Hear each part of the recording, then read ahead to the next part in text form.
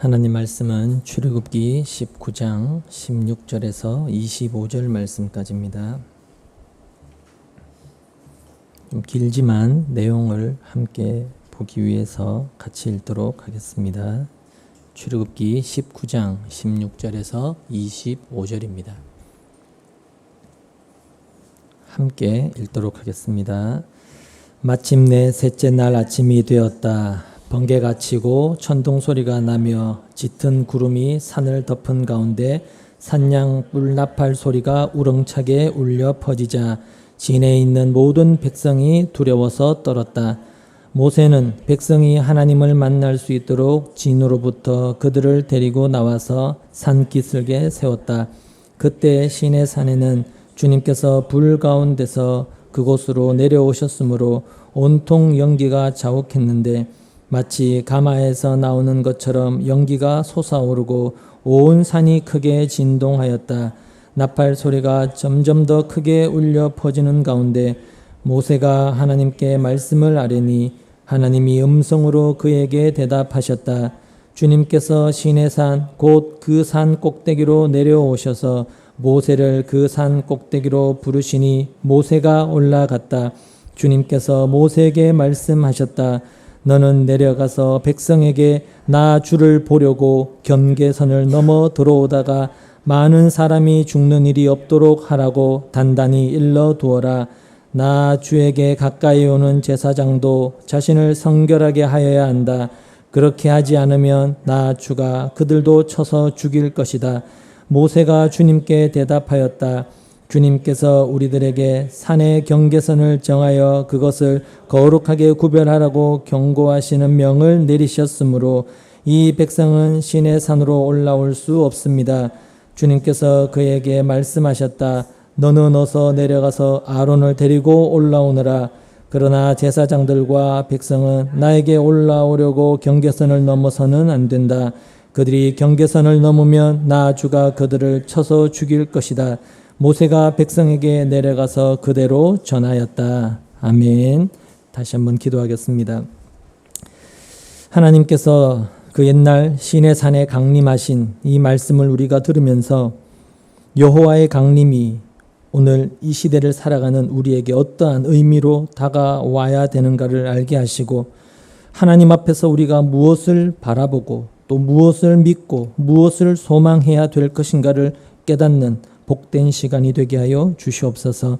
예수님 이름으로 기도합니다. 아멘. 우리는 지금 하나님께서 이 셋째 날에 시내산에 강림하시겠다고 말씀을 하시고 그 산에 강림하시는 그 내용에 대해서 이야기를 하고 있습니다. 지난 주일에 말씀을 드린 것처럼 셋째 날이 있으면 그 앞에는 반드시 셋째 날이 될 동안의 그 이틀, 하루 이틀, 첫째 날, 둘째 날이라는 이틀이라는 기간이 있습니다. 그리고 하나님은 그 이틀이라는 기간 동안에 이스라엘 백성들에게 자기 옷을 빨아라 이렇게 말씀을 하셨고, 그리고 옷을 빤다라는 것은 자기를 깨끗하게 하는 어떤 성결, 깨끗하게 하는 행위를 의미한다라고 그렇게 말씀을 드렸습니다. 근데 그렇게 이틀 동안 옷을 빨아서 입으라고 하셨고, 그래서 옷을 빨아서 입었음에도 불구하고 하나님이 강림하시는 그 산에 백성들이 가까이 하지 못하도록 경계선을 치고 경고를 하시더라는 것입니다. 그리고 그렇게 백성이 여호와의 산에 가까이 하지 못하도록 경고를 하신 것은 인간이라는 존재는 자신의 성결, 깨끗함과 거룩함을 위해서 스스로 옷을 빠는 그런 선한 행위를 한다 할지라도 인간은 하나님과 함께 할 수 없는, 하나님이 강림하시는 그 하나님의 영광에 들어갈 수 없는 그런 존재일 뿐이다 라는 것을 보여주는 그런 내용들이라고 말씀을 드렸습니다. 그러니까 이런 내용들 하나하나가 이 세상을 살아가는 인간이라는 존재, 우리라는 존재가 여호와 하나님 앞에서 과연 어떤 존재냐라는 것을 이야기해 주고 있는 것입니다. 하나님 앞에서 우리가 어떤 존재냐 이걸 이야기해 주면서 과연 우리가 믿음의 초점, 우리의 믿음의 그 방향을 어디에 두어야 되느냐라는 것을 이야기해 주고 있는 그런 내용들이 되는 것입니다. 그렇기 때문에 우리가 이런 내용들을 그냥 대충 보고 뭐 옛날 이야기네 하면서 그냥 건너뛰게 뛰어가 버리게 되면 결국 우리는 믿음의 초점과 믿음의 방향이 어디를 향해야 되느냐라는 여기에 대해서 분명하고 명확한 결론을 내리지 못하게 됩니다. 그러면서 인간이 자신의 본성을 따라서 지금까지 늘 해왔던 것처럼 믿음의 방향과 믿음의 초점을 늘 자신에게 두게 되는 그런 길로 가게 될 수밖에 없다는 것입니다. 근데 문제는 성경에서 드러나고 있는 우상을 섬기는 그런 모습들이 바로 그렇게 자기에게 초점을 두고 신을 섬기더라는 것입니다. 그러니까 이방 종교의 특징, 이방인들이 자기 신을 섬기는 그 속성이 뭐냐면 나에게 초점을 두고 나를 지향하고 있는 그런 신앙이다라고 성경이 밝히 증언을 하고 있는데, 근데 여호와가 강림하시는 이런 모습들을 그냥 쉽게 건너뛰어 버리면 결국은 이방 종교의 속성과 다르지 않는 것이 지금 우리의 믿음이고 종교고 신앙임에도 불구하고 그걸 전혀 눈치채지 못하는 그런 심각한 상태, 그런 무서운 결과를 초래하게 될 수밖에 없다는 것입니다.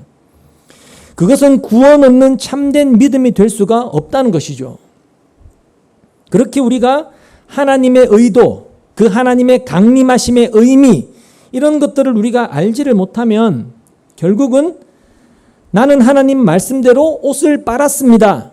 하나님이 하라고 하는 대로 내가 다 행했습니다. 실천했습니다. 라고 하면서 자신의 행위를 자기 신앙의 오름으로, 하나님 앞에 떳떳함과 당당함으로, 복받는 조건으로, 하나님께 인정받고 칭찬받고 복받을 조건으로 그렇게 생각하게 되어 버린다는 것이죠. 그러니까 하나님이 옷을 빨라고 하신 의도가 뭐냐, 그 뜻이 뭐냐, 이런 것은 생각하지 못하고 그저 나는 옷을 빨라고 해서 옷을 열심히 빨았다, 하나님이 이걸 하라고 해서 나는 이걸 열심히 지켰다, 그것만 생각하게 된단 말입니다. 그러니까 신앙이라는 것이 늘 이런 잘못됨으로 빠져들 수가 있다는 거죠. 하나님의 의도나 하나님의 뜻이나 그 내막을 알지를 못한 채 그저 하라, 하지 말라는 그 명령을 실행했느냐 하지 못했느냐라는 것으로만 신앙을 이해해서 말씀이 이렇게 하라고 하는 대로 나는 이렇게 했습니다. 그러니 나는 정당하지 않습니까? 나는 옳지 않습니까? 저 사람보다는 내가 더 낫지 않습니까? 라는 이런 잘못됨으로 빠져들 수밖에 없는 것이 바로 우리라는 것, 인간이라는 것을 생각을 하면서 하나님의 뜻을, 이 말씀의 의도를 알아가는데 힘을 써야 된다는 것입니다.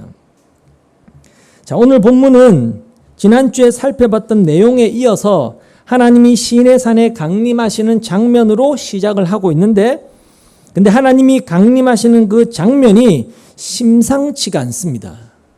먼저 16절을 보시면 마침내 셋째 날 아침이 되었다. 번개가 치고 천둥 소리가 나며 짙은 구름이 산을 덮은 가운데 산양 뿔나팔 소리가 우렁차게 울려 퍼지자 진에 있는 모든 백성이 두려워서 떨었다. 모세는 백성이 하나님을 만날 수 있도록 진으로부터 그들을 데리고 나와서 산기슭에 세웠다. 이렇게 되어 있습니다.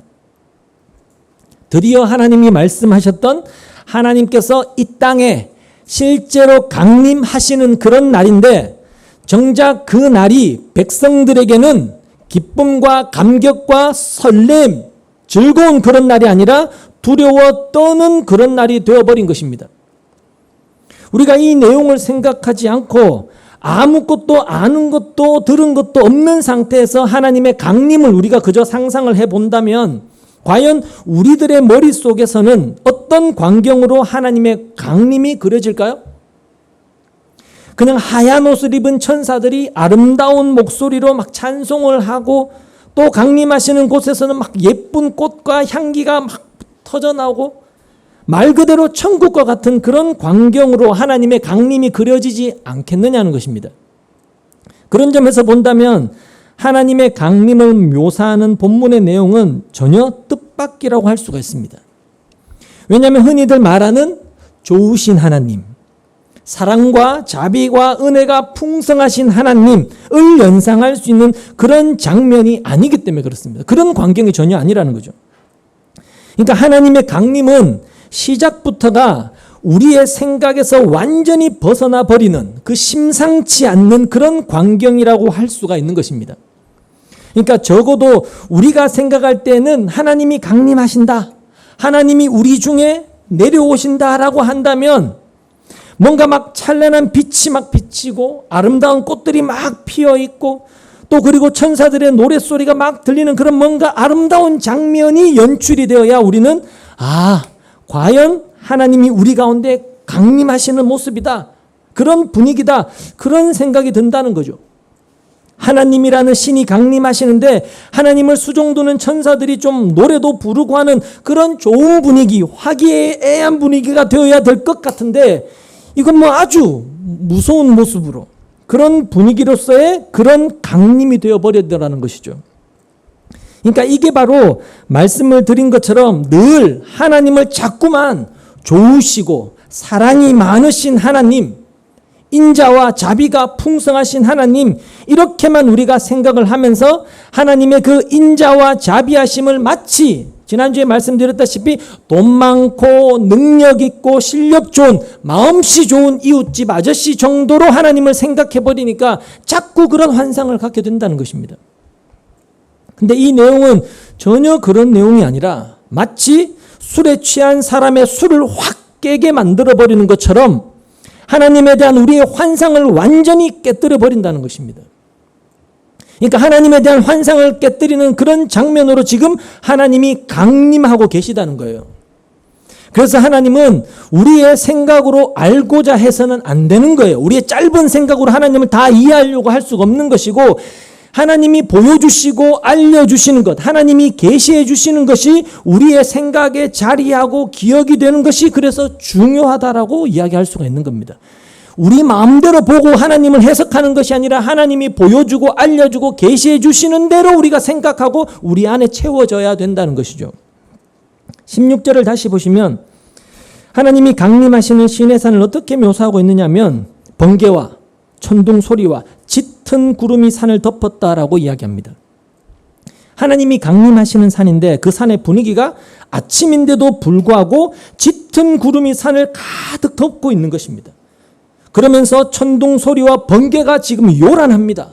온 산이 구름으로 가득 덮여졌으니 당연히 해는 가려져서 어두워졌을 것이고 거기에다가 천둥 소리와 번개까지 막 쳐대니까 백성들에게는 굉장히 두렵고 무서운 그런 분위기가 연출된 것이죠.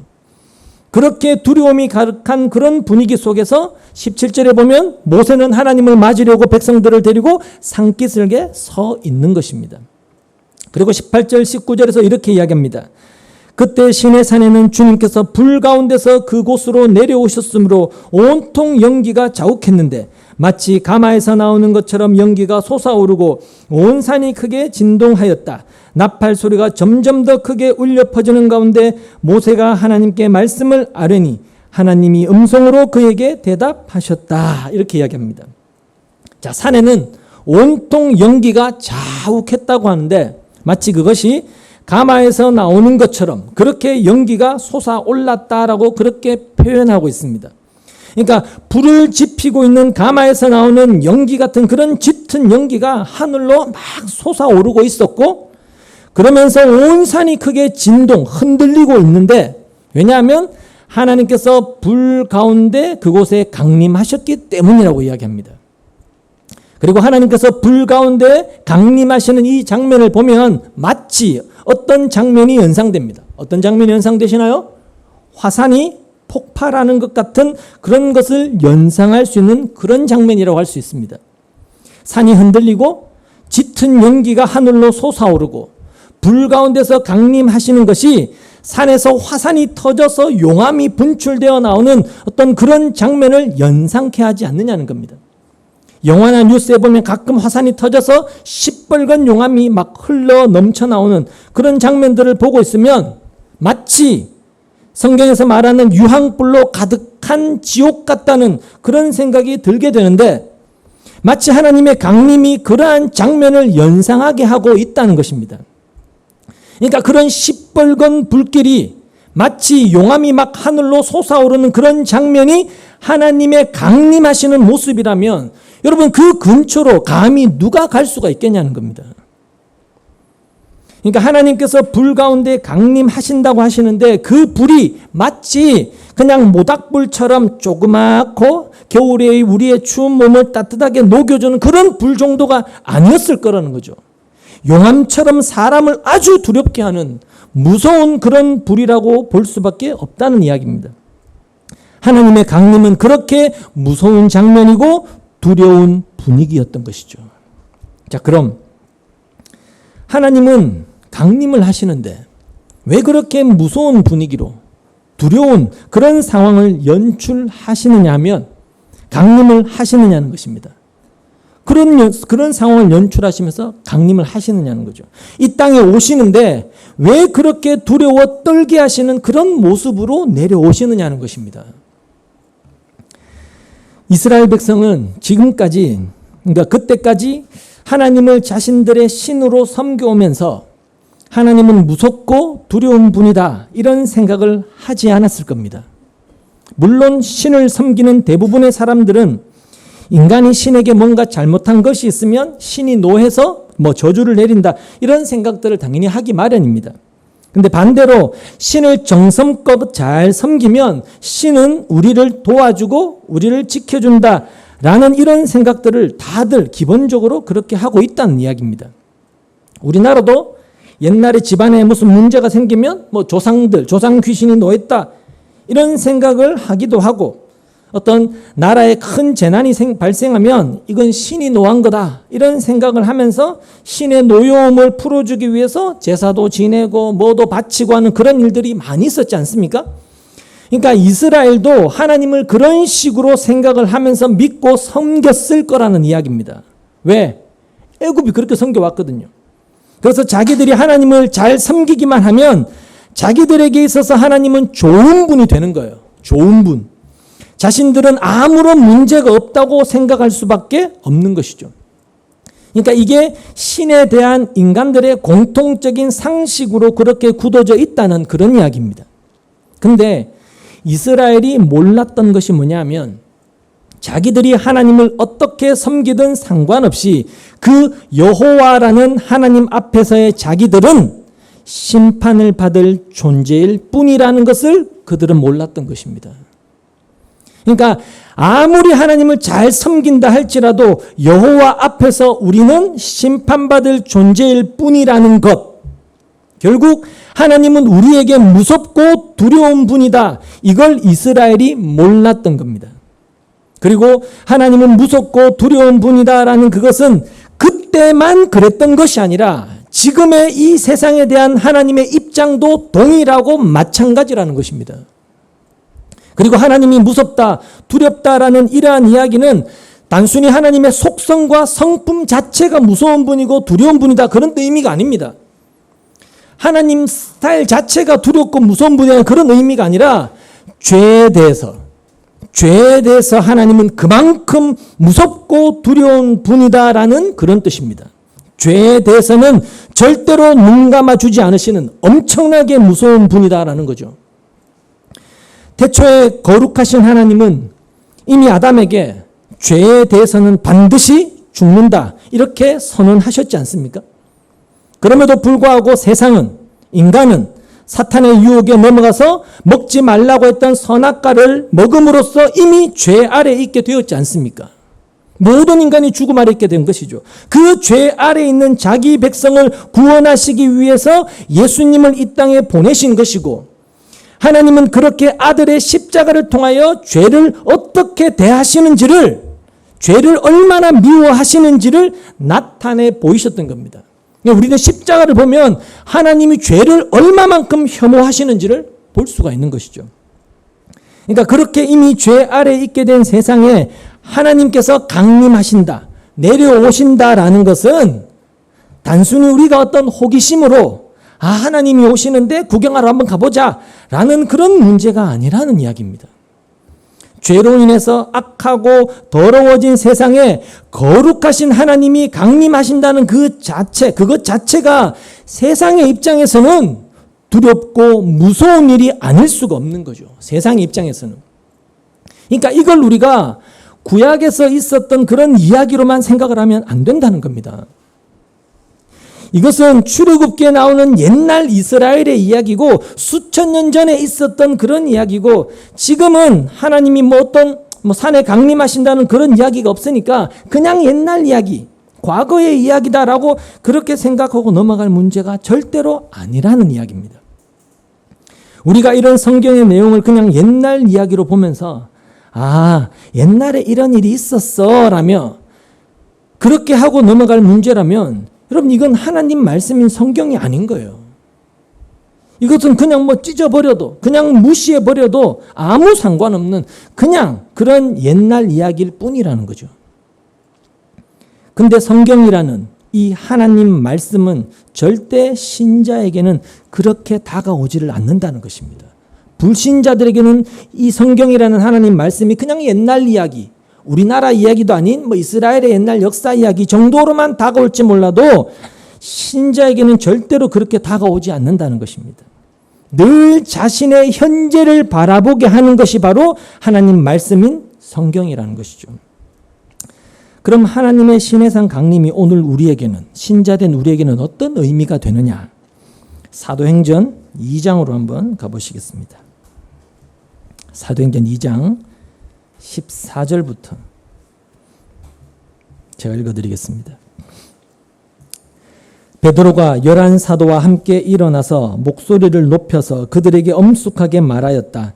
유대 사람들과 모든 예루살렘 주민 여러분, 이것을 아시기 바랍니다. 내 말에 귀를 기울이십시오. 지금은 아침 9시입니다.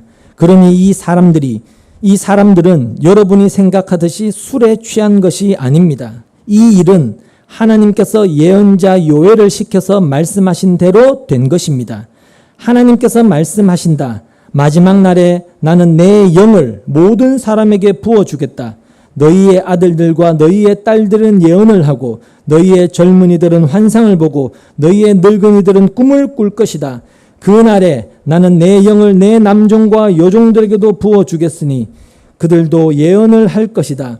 또 나는 위로 하늘에 놀라운 일을 나타내고 아래로 땅에 징조를 나타낼 것이니 곧 피와 불과 자욱한 연기다.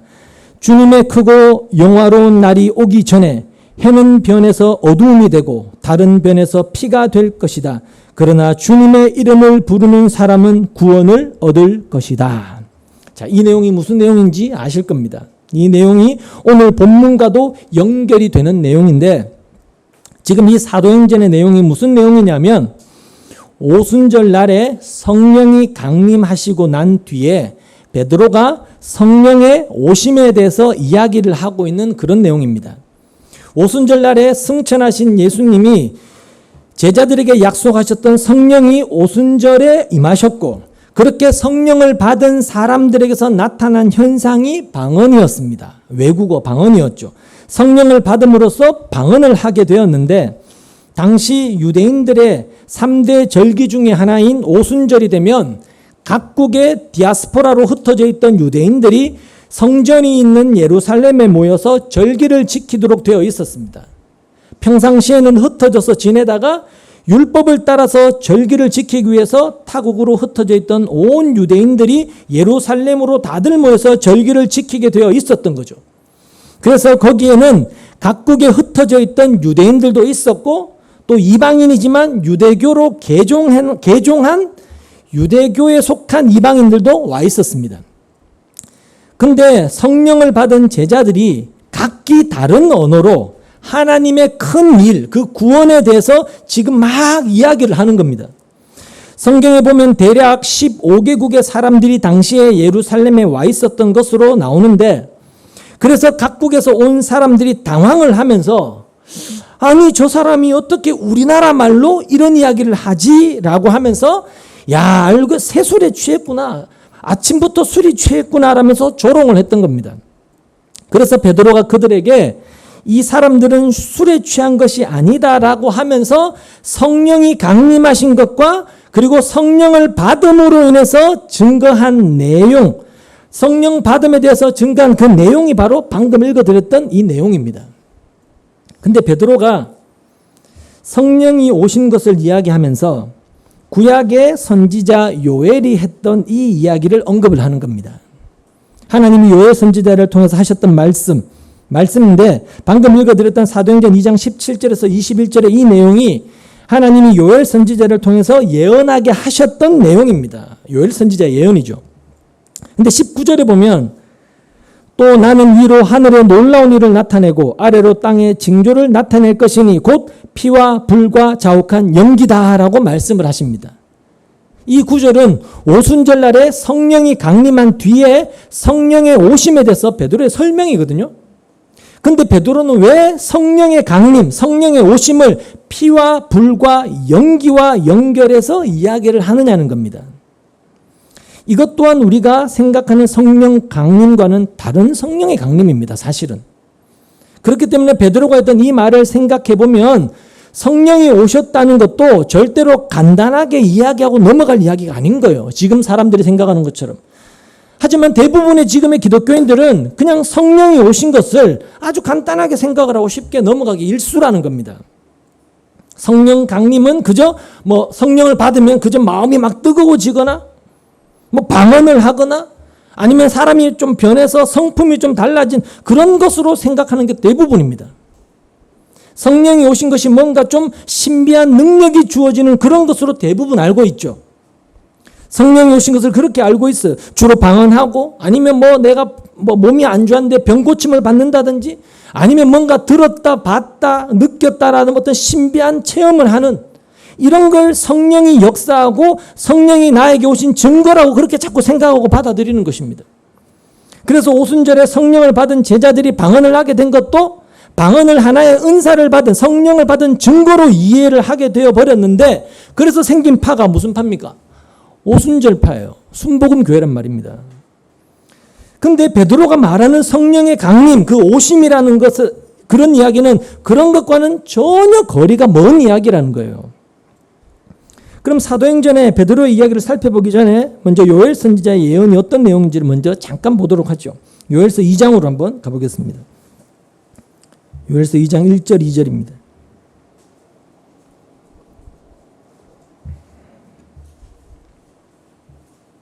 요엘서 2장 1절 2절 제가 읽습니다. 너희는 시온에서 뿔나팔을 불어라.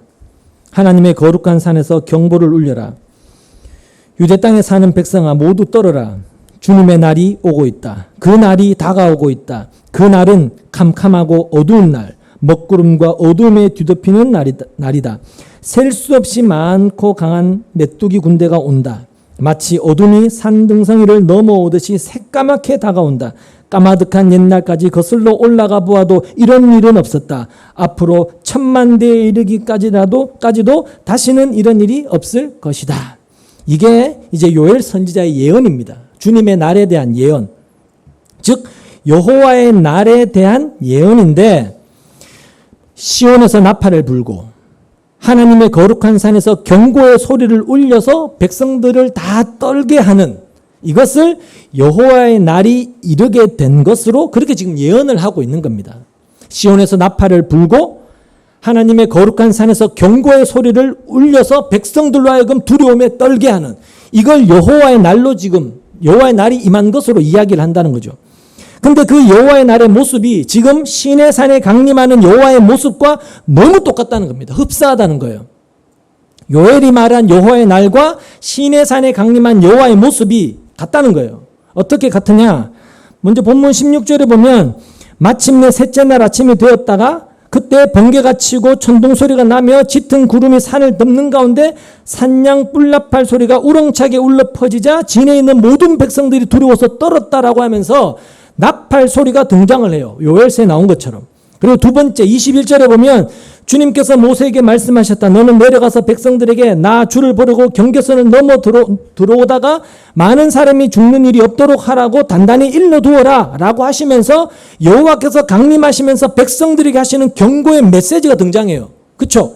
그리고 그 뒤에 24절에 보면 주님께서 그들에게 말씀하셨다. 너는 어서 내려가서 아론을 데리고 올라오너라. 그러나 제사장들과 백성은 나에게 올라오려고 경계선을 넘어서는 안 된다. 그들이 경계선을 넘으면 나 주가 그들을 쳐서 죽일 것이다. 여기에서는 나에게 올라오려고 경계선을 넘으면 안 된다. 이렇게 좀 부드럽게 이야기하고 계시지만 우리가 지난주에 봤지만 이미 앞에서 여기에 대해서 굉장히 무섭게 말씀을 하셨습니다. 12절에 보면 그러므로 너는 산 주위에 경계선을 정해주어 백성이 접근하지 못하도록 하고 백성에게는 산에 오르지도 말고 가까이 오지도 말라고 경고하여라. 산에 들어서면 누구든지 죽음을 면하지 못할 것이다. 그러한 사람은 아무도 손을 대지 말고 반드시 돌로 치거나 활을 쏘아서 죽여야 한다. 짐승이든지 사람이든지 아무도 살아남지 못할 것이라고 일러라. 그러나 산양 뿔나팔 소리가 길게 울릴 때에는 백성이 산으로 올라오게 하여라. 이렇게 무섭게 경고를 하시는 것입니다. 여러분, 이건 두려운 이야기지 절대 부드러운 이야기가 아닙니다. 이렇게 여호와께서 시내산에 강림하시는 날은 백성들이 막 즐거워하고 환영하고 좋아할 그런 날이 아니라는 거예요. 반복해서 말씀드리지만 무서운 날이고 두려워서 떠는 날입니다. 차라리 여호와가 강림하지 않았으면 좋았겠다 라고 생각할 만큼 무섭고 두려움에 떨 수밖에 없는 그런 날이라는 거죠. 바로 그 날을 요엘 선지자는 여호와의 날, 주님의 날로 그렇게 이야기를 한 것입니다. 여호와께서 강림하시는 그 날이 바로 여호와의 날이다라고. 한마디로 말해서 여호와의 날은요, 무서운 날이고 두렵고 떨리는 날이다. 이런 의미가 담겨 있는 것입니다. 이걸 가리켜서 두 글자로 표현하면 무슨 단어가 될까요? 말세입니다. 다른 말로 하면 종말이죠. 그러니까 여호와께서 강림하신다는 그 자체가 이미 종말을 선언한다는 뜻입니다. 세상의 입장에서는 이미 종말을 맞이하게 된 것이죠. 그래서 여호와의 시내산 강림이라는 것은 이스라엘 백성들로 하여금 이 세상의 마지막 그 종말을 경험하는 그런 날이 되는 것입니다. 여호와가 강림하시면 이게 세상 종말이구나, 이게 세상 끝이구나, 이게 말세구나, 그걸 경험하게 하시는 것이죠. 때문에 지금의 우리도 이 여호와의 날, 그 종말 안에 들어있는 것입니다. 종말 안에서 지금 우리는 종말을 살고 있는 것이죠. 그런데 그런 우리가 이 종말이라고 하는, 이 말세라고 하는 것을 너무 쉽고 너무 가볍고 너무 편하게 생각을 하고 있다는 것입니다. 여호와의 날, 종말 이르면 나는 천국 가, 난 죽으면 천국 가, 이렇게 여기면서 아주 느긋하게 편안하게 그런 마음을 갖고 있더라는 것이죠. 종말에 대해서. 근데 성경이 지금 말하고 있는 여호와의 날은, 종말이라는 것은 그저 내가 교회나 다니고 예수를 이야기하고 하나님을 이야기하면 천국에 들여보내주는 그런 날을 이야기하는 것이 아니더라는 이야기입니다. 도리어 그 종말이라고 하는 그 여호와의 날은 누구도 여호와께 가까이 갈 수 없다는 경고의 날이었습니다. 아무도 나에게 가까이 다가올 수 없어. 그게 경고로 주어진 날이 여호와의 날이었던 것입니다. 여러분, 아무도 하나님께 가까이 갈 수 없다는 이야기는 모든 인간이 심판을 받는다라는 그런 뜻입니다. 예외 없이 모든 인간은 심판을 받아야 돼. 그러니까 여호와께서 강림하셨을 때 그 강림하심으로 드러나는 세상의 운명이 뭐냐? 바로 심판이다라는 것이 드러난 것입니다. 가까이 하지 마라. 가까이 하면 죽는다라는 그 경고의 말씀이 바로 이 세상 운명이 어떤 것인가를 보여주고 있는 것이죠. 그게 여러분 이 세상 현실이라면 하나님이 강림하셨다라는 것은 친한 이웃 사람이 우리 집에 놀러 오는 것처럼 반길 만한 그런 일이 절대 아니라는 이야기입니다. 도리어 엄청나게 무서운 일이고 두려운 일이고. 근데 사람들에게는 그런 생각이 전혀 없더라는 겁니다. 여호와의 날, 여호와의 강림, 종말, 말세 이런 것들에 대해서. 예수님의 재림을 이야기해도 주님이 오신다면 천국 가면 되지 대부분 이렇게 생각하지 않습니까? 그러니까 내 믿음, 지금의 내 모습은 전혀 생각하지 않고 마치 천국을 따놓은 당상처럼 그렇게 당연하게 여기고 있더라는 거죠. 그러니까 오늘 본문대로 하면 우리는 지금 여호와의 날을 살고 있는 겁니다. 여호와가 시내산에 강림하심으로써 죄로 인해서 더러워진 이 세상은 모두가 하나님의 심판 아래 있다라는 것이 드러나게 되었다면, 그렇게 죄로 인해 더럽고 추악한 이 세상이 하나님의 아들 예수를 십자가에 못 박아 죽임으로 인해서 이 세상은 하나님의 진노 아래서 아무런 희망이 없다. 그게 그대로 드러나게 된 것입니다. 예수님이 이 땅에 오셔서 십자가에 죽으심으로 인해서, 그러니까 예수님의 오심이 바로 여호와의 날, 즉 종말의 의미가 되어버리는 것이죠. 자, 그러면 베드로는 왜 오늘 본문과 연관된 요엘 선지자의 예언을 이야기하면서 성령의 오심을 증거하는 것인가? 성령이 오신 것과 요엘 선지자의 예언과 그리고 오늘 본문에 나오는 이 시내산의 강림이 어떤 연관이 있느냐는 것입니다. 사도행전에 보면 베드로가 요엘 선지자의 예언을 이야기하면서 21절에 보면 누구든지 주의 이름을 부르는 자는 구원을 받으리라, 이렇게 이야기하고 있습니다. 누구든지 주의 이름을 부르는 자는 구원을 받으리라. 이게 무슨 뜻이냐면, 말씀드린 대로 지금 우리가 사는 세상은 말세입니다. 말세. 그래서 우리는 지금 이미 임한 여호와의 날을 지금 살고 있는 겁니다. 종말을 살고 있는 것이죠. 하나님이 시내산에 강림하신 것으로 세상은 하나님의 저주와 심판 아래 있다라는 것이 증거가 되었다고 했습니다. 때문에 세상의 마지막 때는 이미 도래를 한 것입니다. 이 세상의 마지막이라는 것은. 다만 심판이 실행이 되는 그 마지막 날은 하나님만이 작정하시고 알고 계실 뿐이라는 거죠. 그래서 그날이 언제 오느냐, 이것과 상관없이 이미 이 세상은 말세다. 종말 안에 들어있다. 심판과 멸망 안에 있다라는 것이죠. 바로 그런 세상에 누가 오신다고요? 성령이 강림하시는 것입니다. 성령이 오시는 것입니다.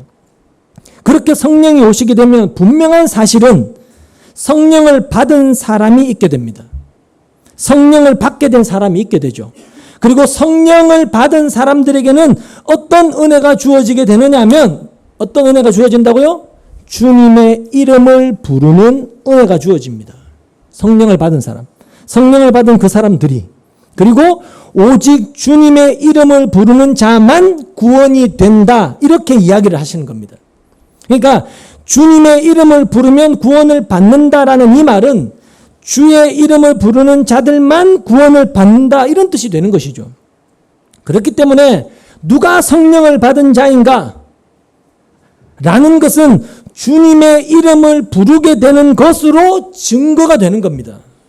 주의 이름을 부른다는 것으로.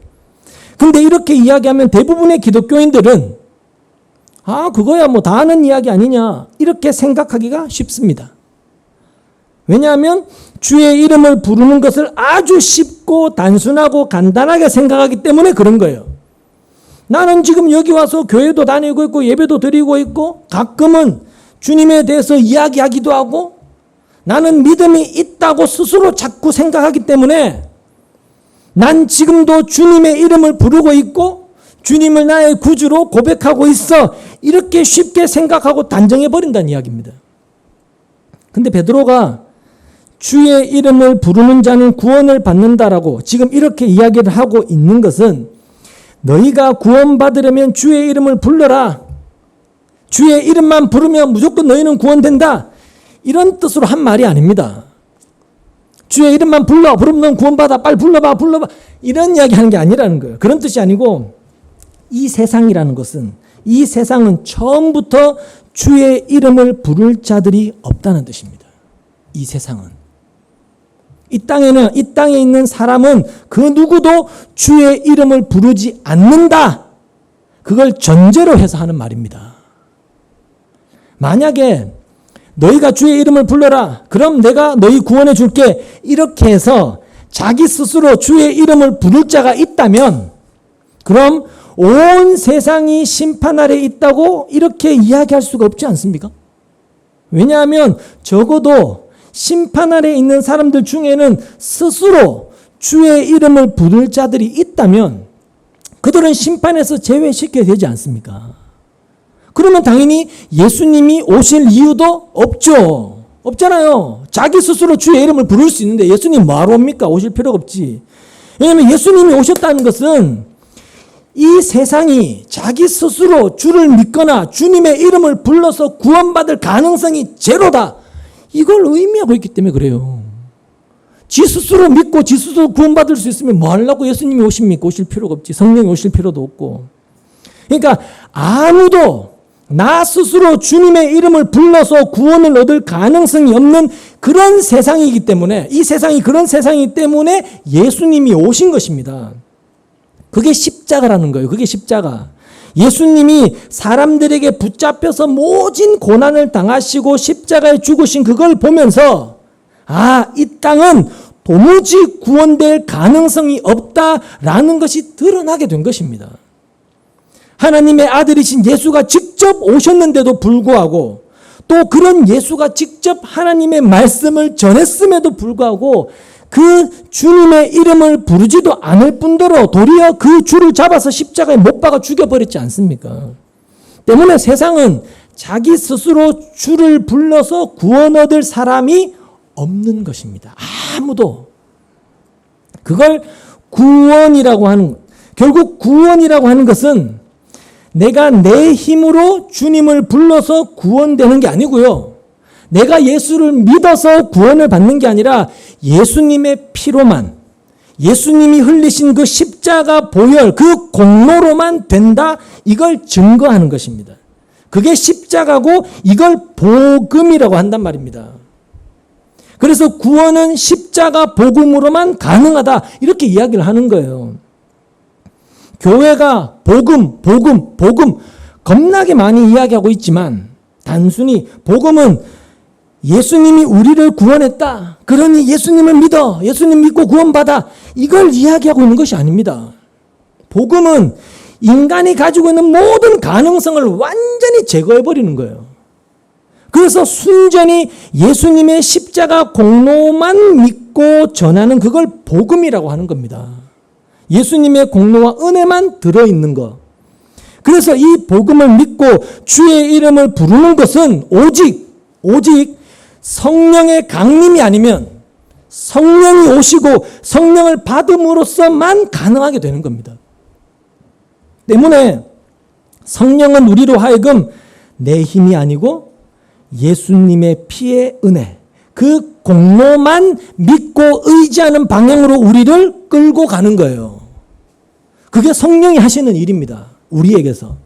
근데 우리에게는 늘 자기 가능성과 자기 힘을 믿고 의지하는 그런 죄된 본성이 있단 말입니다. 그런 죄된 본성이 있는데, 그런 죄된 본성이 주를 바라보고 싶어하는 우리의 그 마음을 자꾸 붙들고 흔들어 제낀다는 거죠. 주를 바라보지 못하고 자기를 자꾸 바라보게끔. 예수의 은혜만 됩니다. 예수님의 은혜로만 됩니다. 이런 말에 대해서, 그래, 예수의 은혜로 구원받는 건 맞아. 맞는데 믿는다면 말만 해서는 안 되잖아. 네가 믿는다고 하고 아무것도 안 한다면 그걸 믿음이라고 할 수 있냐? 그걸 믿는다고 할 수 있냐? 그렇게 내 본성이 자꾸 속삭이는 거예요. 주님만 바라보고 주님만 의지하지 못하게끔. 그런데 그게 바로 사탄의 유혹이라는 것입니다. 뱀의 유혹이었고요.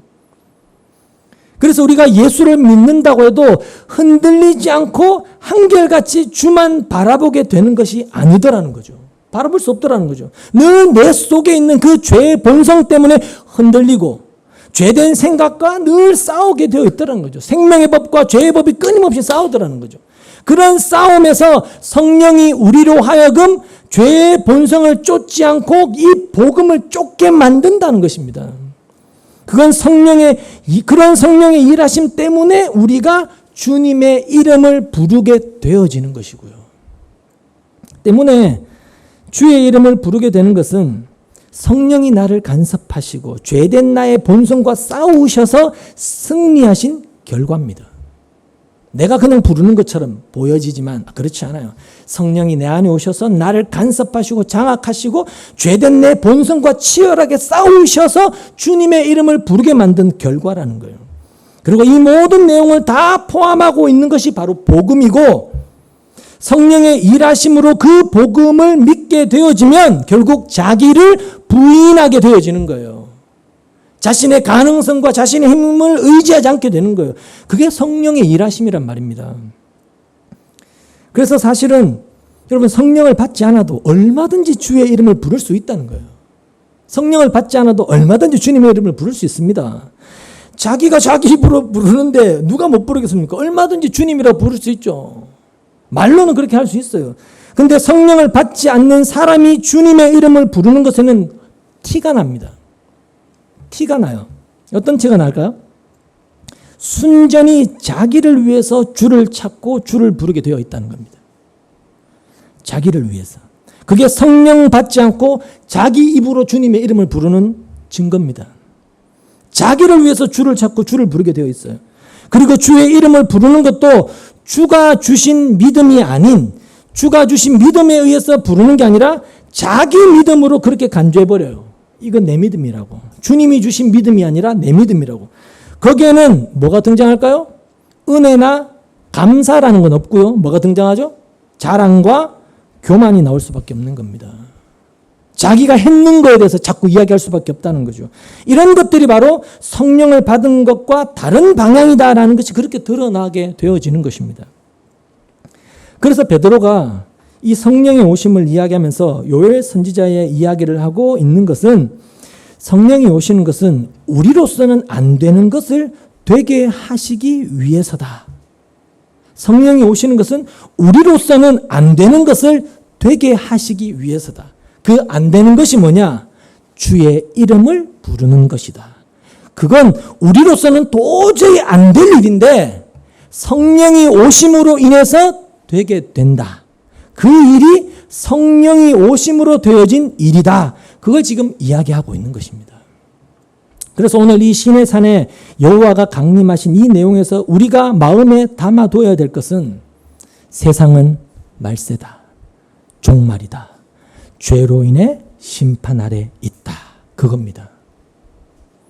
하나님이 세상에 오셨는데 하나님을 믿는 백성들조차도 가까이 오지 못하게 하시는 그걸 보여주시면서 이스라엘도 가까이 못하게 하시는데 이방인들이야 오죽하겠느냐라는 것이죠.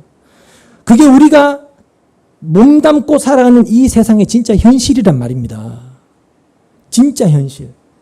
세상을 보면 어느 곳은 평안하고 어느 곳은 시끄럽고 어느 나라는 잘 먹고 잘 사는데 어느 나라는 전쟁으로 다 막 복상 망해가고 있고 좀 어느 곳은 뭐 평안한데 어느 곳은 용암이 막 터져서 무섭게 막 가야 돼. 그런 것과 상관없이 이 세상은 하나님의 심판 아래 있다. 그게 이 세상의 진짜 모습이고 현실이라는 것입니다. 그리고 이런 세상의 현실은 하나님이 수천 년 전 신의 산이 아닌 지금 뒤에 있는 관악산에 강림하신다고 해도 다르지가 않다는 겁니다. 세상은 심판 아래 있다는 것. 여전히 세상은 강림하신 여호와 앞에서 심판받고 지옥불에 던져져야 될 그런 곳에 지나지가 않는단 말입니다. 왜냐하면 그 옛날 이스라엘이 가졌던 그 인간성이 지금도 여전히 변하지 않고 있기 때문이라는 거죠. 그대로 인간들에게 유지되고 있기 때문에 그렇다는 겁니다. 인간의 죄성이라는 것은 달라진 것이 하나도 없기 때문에 그래요. 그 이스라엘의 인간성 때문에 이스라엘의 죄성에 의해서 예수님이 십자가에 달려 죽으셨지 않습니까? 하나님의 아들이라 할지라도 자기들의 전통과 종교, 자기 신앙, 자기 믿음을 인정하지 않는 것 때문에 예수님을 죽여버린 거죠. 유대교라는 이름으로 수천 년간 흘러내려왔던 자신의 신앙을 인정하지 않고 부정한다. 여러분, 이건 유대인들이 용납할 수 없었던 그런 일들이었던 겁니다. 자기를 부정한다라는 것 자체는. 근데 그게 인간의 죄성이더라는 거예요. 모든 인간의 죄성. 내가 지켜왔던 일, 내가 쌓아왔던 일, 내가 행했던 것, 내 공로, 내 수고, 나는 잘했다고 생각했던 그런 일들, 그런 것들이 부인되어지고 인정되어지지 않고 무너지고, 여러분, 이런 것들을 단순히 받아들일 인간이 없단 말입니다. 순순히 받아들일 인간이 없어요. 그게 죄의 본성이란 말입니다. 지금도 교회가 복음을 전하면 복음이 아니라고 하면서 받지 않는 까닭은 복음은 늘 인간의 가능성을 철저하게 부인해버리기 때문에, 인정하지 않기 때문에 복음을 전해도 받질 않는 거예요, 신자들이. 아니, 어쨌든 인간도 하나님이 기뻐하실 만한 일을 할 수 있고, 그럼 그걸로 복 받을 수 있는 것이고 잘 될 수 있는 것이고, 잘하면 잘하는 대로 하나님께서 칭찬하고 상 주고 그럴 건데, 그게 인간의 오랜 역사 속에서 흘러내려오고 있는, 그게 진리로 자리 잡고 있는 그런 종교의 모습인데, 그걸 부정하는 것을 인간은 도대체 받아들일 수가 없는 것이죠. 그게 지금의 이 세상이란 말입니다. 그래서 인간이 할 수 있다는 그런 인간의 가능성을 부인하는 자로 주님의 이름을 부르게 된다는 것은 성령을 받음으로만 가능하다, 그런 이야기가 되는 거예요. 자기로는 불가능하고.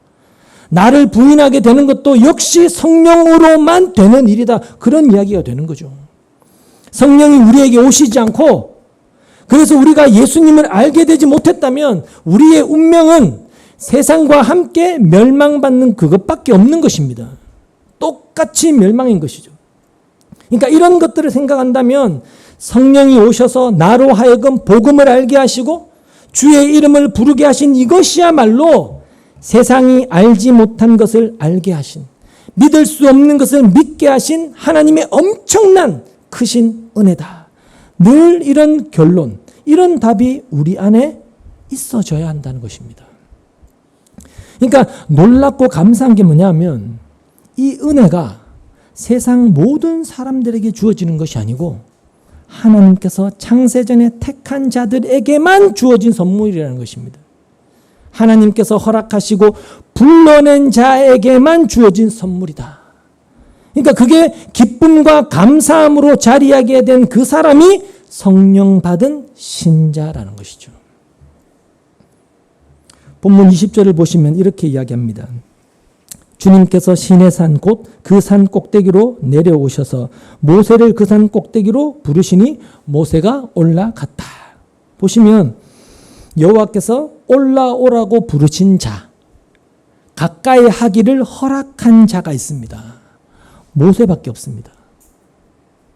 모든 이스라엘 백성 중에서 모세만 여호와께로 올라오게 허락이 된 겁니다. 모세만. 여호와의 영광, 그 찬란한 여호와의 영광 속으로 여호와와 함께하게 된 것이죠. 근데 24절에는 또 이렇게 이야기를 합니다. 주님께서 그에게 말씀하셨다. 너는 어서 내려가서 아론을 데리고 올라오너라. 이렇게 되어 있습니다. 아론을 데리고 함께 오너라는 거죠.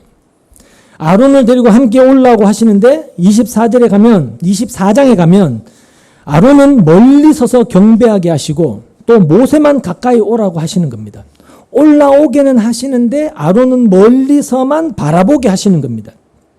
그리고 그때 함께 올라간 사람들이 아론과 나답과 아비후와 이스라엘의 70명의 장로들이 함께 올라갑니다.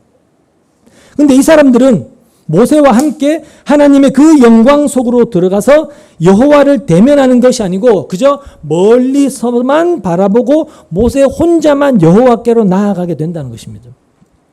그러니까 그들의 입장에서 한번 생각해 보시라는 겁니다. 그들의 입장에서. 이 사람들이 모세만 여호와의 그 찬란한 영광 속에서 여호와와 함께하고 있는 그걸 보면서 그 사람들이 얼마나 부러웠겠냐는 것입니다. 자기들은 가까이 가지 못하고 구경만 하고 있고 모세만 여호와의 영광 속으로 들어가서 여호와와 함께하고 있습니다. 그러니까 모세만 여호와의 영광에 들어가는 그 순간은 모세가 이 땅에서 어떤 사람이었느냐? 이건 아무 문제가 되지 않는 거예요. 모세가 이스라엘 백성들로부터 받은 원망과 불평과 때로는 그것으로 지쳐서 하나님께 원망하고 나 이거 못하겠습니다. 나 데려가십시오 했던 그런 한두 번이 아니었지 않습니까? 그런데 그런 것들이 아무 문제가 되지 않는 겁니다. 그게 바로 여호와의 영광에 함께하는 바로 그 순간, 그 자리라는 거예요. 오로지 모세를 바라보고 있는 그 사람들에게는 그저 모세가 부러울 뿐이지, 모세가 현실에서 원망을 받고 비난을 했던 그의 삶이 어땠던 그런 것들은 전혀 문제될 것이 아닌 것이 되어버리는 거죠. 그러니까 그게 하나님의 영광에 참여하게 될 신자된 우리라면 예수 안에서 예수님과 함께 그 영원한 하나님의 영광에 들어가게 된다라는 그 하나님의 일하심 속에 들어있는 신자된 우리가 어떤 사람인가를 한번 생각해 보시라는 거예요. 예수님이 오시면 종말을 살고 있는 이 세상은 마지막 심판을 받게 되는데 이 세상이 다 보는 가운데 예수님과 함께 영원한 그 하나님의 찬란한 영광 속으로 들어가게 되는 그 장면을 한번 곰곰이 생각해 보시라는 이야기입니다. 모두가 다 바라보는 가운데서 하나님께서 허락한 자만, 내게로 가까이 오기를 허락한 자만, 하나님 앞으로 불러낸 자만 예수와 함께 그 영광에 들어가게 된다. 그게 마지막 날 예수님의 재림 때 일어날 일이지 않습니까? 그러니까 그걸 생각한다면 어떤 지금의 세상에서 내 눈에 보이는 기쁨 때문에 이 십자가 복음, 이 진리를 외면한다는 것은 결국은 딴 거 아니에요. 여호와의 날이라는 것도 종말이라는 것도 심판이라는 것도 전혀 생각하지 않고 있는 그런 사람들에게서만 나올 수 있는 그런 일이지 않느냐는 겁니다. 셋째 날에 강림하시는 여호와 앞에서는 자신의 성결을 위해서 이틀 동안 뭘 했든지 여러분 그건 아무 가치가 없는 것이라고 했습니다. 왜냐? 내가 뭘 해도 여호와께 가까이 나아갈 수가 없으니까. 하나님이 은혜로 허락된 자만 나아갈 수 있으니까. 그런 우리를 여러분 예수 안에서 허락된 자로 불러주셔서 하나님께로 나아가게 하셨다. 그리고 성령이 오심으로 이걸 믿어지게 하시고 오로지 예수님의 십자가 그 피의 은혜만 붙들고 자랑하고 높이는 자로 자기 백성으로 나를 불러내셨다. 그게 바로 신자된 나다. 여러분 이러한 내용들을 신자된 우리가 깊이 좀 생각을 해야 된다는 거죠. 내가 신자가 되었다라는 그 신자됨의 가치, 그 의미가 무엇인가 하는 것은 정말 우리가 놓칠 수 없는, 절대로 잃어버릴 수 없는 최고의 가치란 말입니다. 신자가 어떤 존재인지 그 신자됨의 본질이 거기에 담겨 있단 말입니다.